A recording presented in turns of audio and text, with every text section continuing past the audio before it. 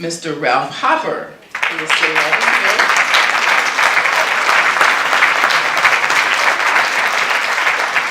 Ralph has been a hardworking Ebony Bobcat member and a hardworking alumni for many a year, and we're so happy that his services are being recognized.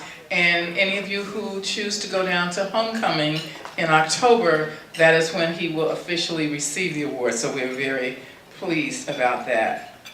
And lastly, I want to remind you that we do have a raffle going on. There is a beautiful serigraph on right over on the other side of me. This serigraph is a painting by the lovely Cleveland alumni, Ms.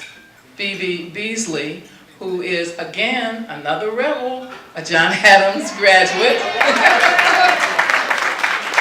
And Phoebe currently lives in, has spent most of her life in, adult life in Los Angeles, California. But her paintings you have seen. If any of you watched the Cosby Show back in the 80s, when you look at the scenes in the living room and you see paintings on the walls, those are Phoebe Beasley originals. Bill Cosby was one of her first supporters. If any of you watched the Oprah show years ago, when she opened the doors of her condominium to share her apartment or condo there, her walls are adorned with Phoebe originals. And if you and I know that you all know the late and most wonderful Maya Angelou, thank you, senior moment. Maya Angelou was also held Phoebe near and dear to her. She has Phoebe's artwork all through her homes. So you'll be in good stead if you are lucky enough to have, we're going to have the drawing tonight, and if your number is the lucky number drawn, you will be in very good company, and it can only appreciate and value.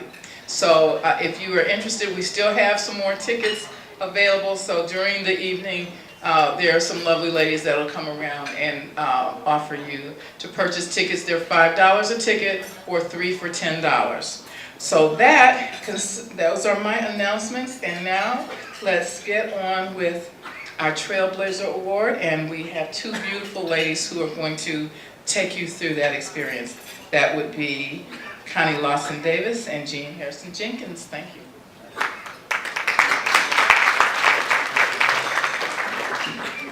Good evening, everyone. And I hope you are enjoying your meal. And I hope you are enjoying everything that has happened so far. It's been a very inspiring and inspirational weekend. And we're just delighted. And we're most delighted that we're sharing this with our First Lady and our very, very esteemed classmate and President of the University. So thank you. The Trailblazer Award was established to acknowledge the accomplishments of trailblazers, people who set, set the bar for others who are coming behind them. This award has been presented now for 3 years. This will be our third year, and I'm stammering and stuttering because I'm tired. So please bear with me this evening. Jenny and I have a little joke. We call each other frickin' frack. You know, she's frickin', I'm frack. So she seems to be frickin' better than I'm fracking this evening. Okay, we will now proceed with our awards. The dictionary definition of a trailblazer is one who pioneers or prepares the way to something new. And so with that in mind, I would like to read you some highlights of our first awardee. The awardee, first of all, is Dr. Patricia Ackerman. She is a retired public school educator, and she earned her BA in English from Ohio University. Now, I did say that she is Dr. Ackerman. She's got a lot of other degrees, credentials, that kind of thing, but What we like for most is that she earned her BA at Ohio University in 1966. So we were first. She assisted President McDavis with the establishment of the Urban Scholars and Appalachian Scholars Program. Okay, so she's been a trailblazer forever. This goes back to 2005. And on the campus of Ohio University, in what we call the Templeton Blackburn Memorial Auditorium, and for those of us who go way back, it was MEMAUD. We didn't know it had all those other names. But there is a heritage wall, and it's named in Pat's honor. She is the first African-American woman and K-12 educator to chair the Ohio University Board of Trustees, another first. And it was Pat who offered her home for the organizing meeting and suggested the name Ebony Bobcats, which became the Ebony Bobcat Network that you see here this evening. She was recently elected to a second 3-year term on the Ohio University Foundation Board. She is a member of the Ohio Board of Regents. She is a member of Delta Sigma Theta sorority.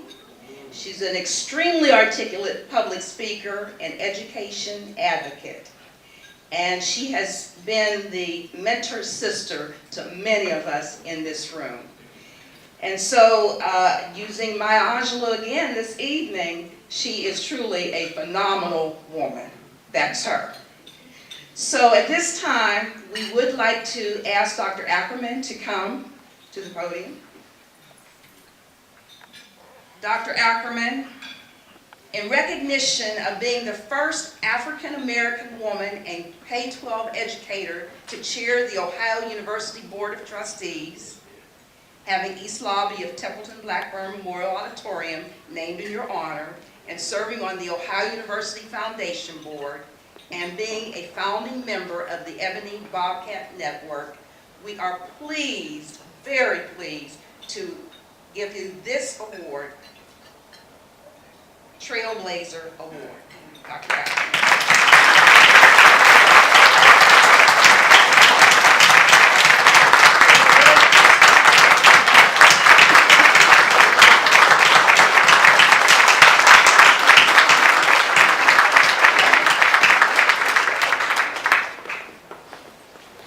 Thank you very much. I told you she's a very articulate public speaker.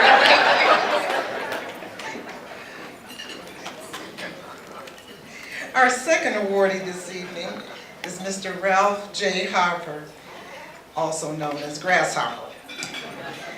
He graduated from Ohio University in 1963 with a BSED. I'm going to give you some highlights. President of the OU Dayton Alumni Chapter, and completed a full term on the Ohio University Alumni Association National Board of Directors. He's also a founding member of the Ebony Bobcat Network, and he was a driving force behind supporting the annual nominations for various categories for alumni awards for people of color. It was one of Ralph's suggestions that we find the people who had accomplished things and bring them to the attention of the Alumni Association so that they could be recognized. There are so many of us out there who've done so many wonderful things, but if people don't know that they're eligible for these things, then they don't submit. So that was one of his great accomplishments.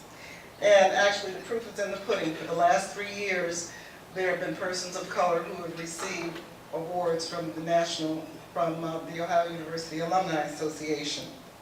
One of the things that's not in your program is that because of his participation with the Alumni Association, Ralph was asked to represent OU at the inauguration of the president of Central State University.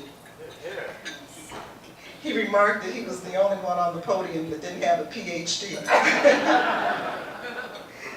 He also set up one of the first locations for the interviews for the urban scholars.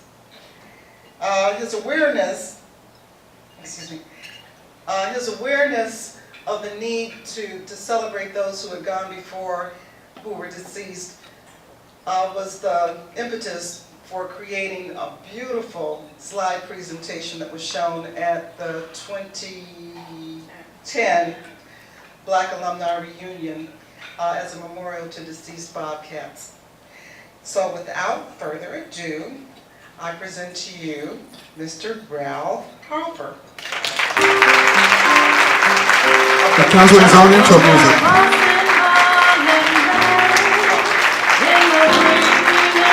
I think the DJ was saying he's also a cameraman.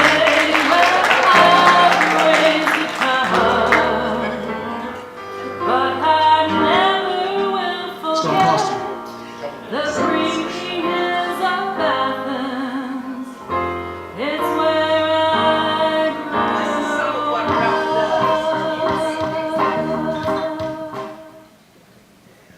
His award reads, the Ohio University Ebony Bobcat Network Trailblazer Award presented to Ralph J. Harper in recognition of serving on the Ohio University Alumni Association Board of Directors, being past president of the Dayton Alumni Chapter of the OUAA, and initiating EBN support for nominating African Americans for alumni awards, creating videos of cherished memories of college life at OU, and being a founding member of the Ebony Bobcat Network. Truly a phenomenal man.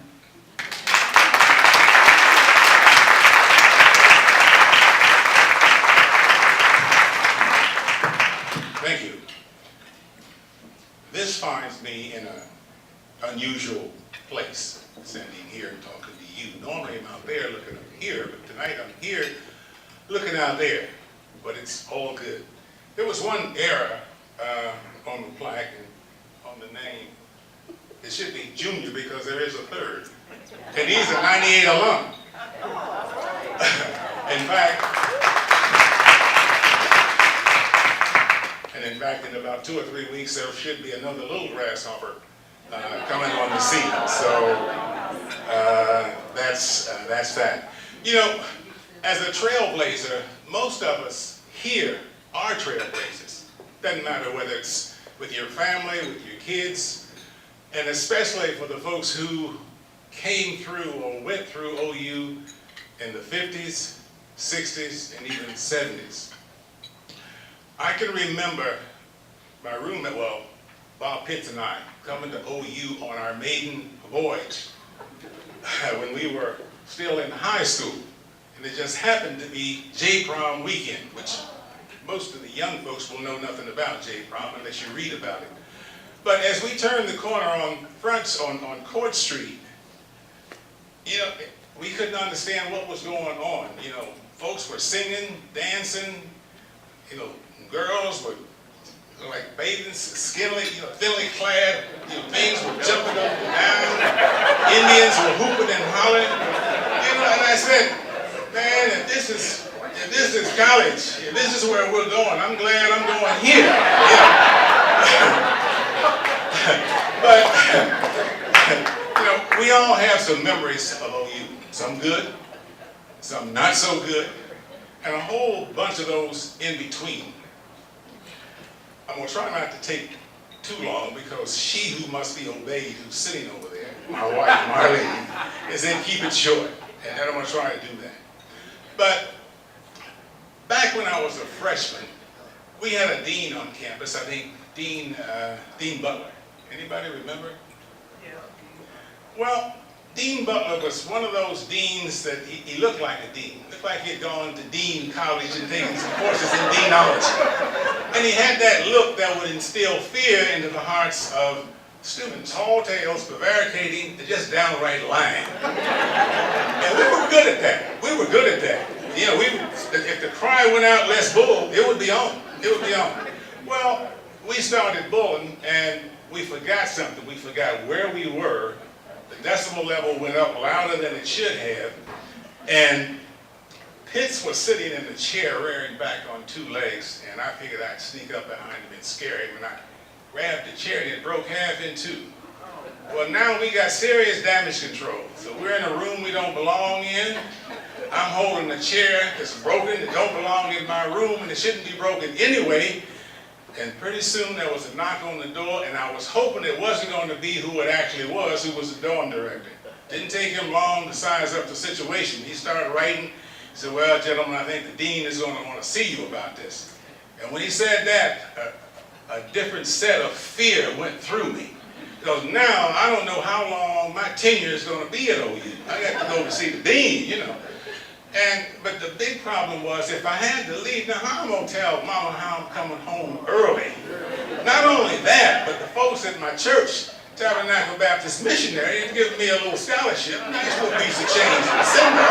Now how I'm going to tell them I done flunked out of that, I got kicked out of school doing some foolishness, and that's what it was, foolishness. Well, after some sleepless nights, we got the notice to go up to see the dean. We went up, he greeted us at the door, had us to have a seat. And he didn't waste no time with that foolishness, how you doing and how do you like it, but none of that. He said, who's Hopper? I raised my hand. He said, why did you come to Ohio University, Mr. Hopper? And he caught me off guard. I thought he was going to talk about the incident, but he didn't. So I had to think of something intelligent and profound to tell the dean, you know. I said, well, Dean, you know, I came to get an education because you know how it was. Yeah. And he went on to use at Dalton. Dalton raised his hand, so why you come? He said, Dean, I came to play basketball. I said to myself, no, Hugh, you didn't say that. But he did. And Hugh just went on. He said, I'm on the first string and we got a good team. We're undefeated. And the dean's face was taking on that look I told you about. And then the only person left was Pitts because Cool Shake didn't show up for some reason. Now Pitts was sitting over in the corner in the chair slumped down and he said, well, you must be Pitts. He said, yes. He said, well, why did you come to OU? He said, well, I came because he looked at me, I came because he came. Well, the dean wasn't amused at all by any of that. Basically what he said was this. He said, look, gentlemen, you may think this is amusing, but I kid you not, it is not. I'm as serious as a heart attack.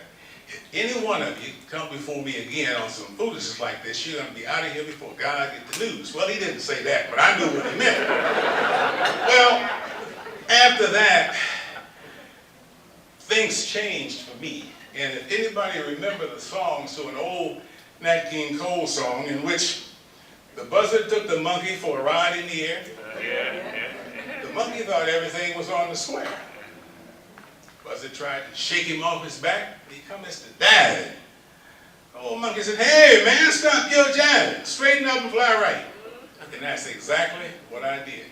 I straightened up, come out of my downward spiral on the grades. Took me a long time though. Came up, and believe it or not, I was able to graduate on time, June 6, 1963, with the temperature hovering around 95 degrees on the green, and basically, that was it. So, but basically, those of us who were there, we know how it was.